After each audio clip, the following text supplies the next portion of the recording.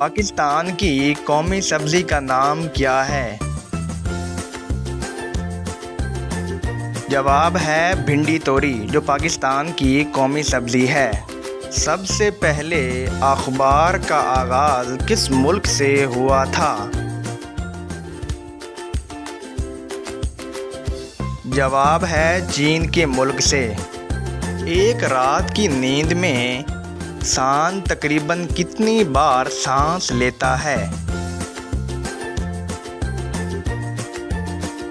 जवाब है 6500 बार। वो कौन से दो फल हैं जिनको सूंघने से वज़न कम हो जाता है?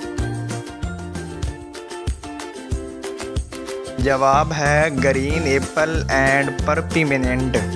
वो कौन सी ऐसी मछली है जो 25 फीट तक उड़ सकती है? जवाब है उड़ान मछली, जो 25 फीट तक उड़ सकती है।